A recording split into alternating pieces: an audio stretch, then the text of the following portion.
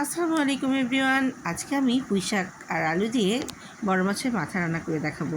এখানে আমি পুঁই শাক আর আলুগুলোকে ভালো মতো কেটে ধুয়ে নিয়েছি, আর নিয়েছি পেঁয়াজ কুচি আর কাঁচামরিচের ফালি।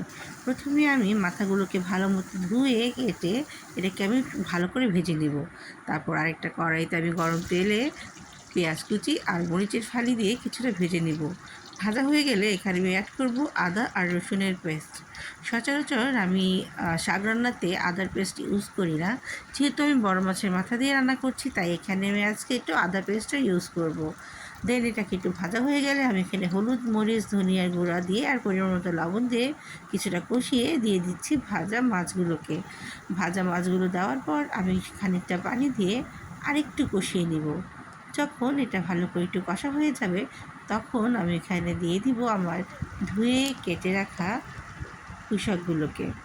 দেখতে পাচ্ছেন আমি এখানে দিয়ে দিয়েছি। আমি কিন্তু এখানে কোনো এক্সট্রা পানি অ্যাড করিনি।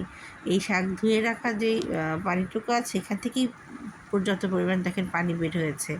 এটাতেই আমি এই শাকগুলোকে একটু কষিয়ে নিব ভালো মতো। পানিটা শুকানো পর্যন্ত এটাকে যদি আমি কষাই, এই ডাঁটা আর আলুগুলো কিন্তু সিদ্ধ হয়ে যাবে।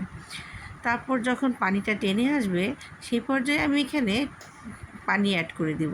আমি এখানে অতিরিক্ত পানি দিব না, বুঝে দিব। আমি হালকা একটু ভিজা ভিজা ঝোল ঝোল রাখবো, বেশি না। তো আমি এটা দিয়ে ঢেকে দিলাম। তারপরে হচ্ছে ঢাকনা দিয়ে উঠিয়ে মাঝে মাঝে আমি একটু নেড়ে দিচ্ছিলাম। যখন এরকম বলক চলে আসবে, এখানে আমি ভাজা জিরা গুঁড়া ছিটিয়ে দিলাম। ভাজা জিরা গুঁড়া দেওয়ার পর আমি আবার ঢেকে দিব। নাও, আমার রান্নাটা রেডি হয়ে গেছে। চুলাটা অফ করে ঢেকে দিলাম।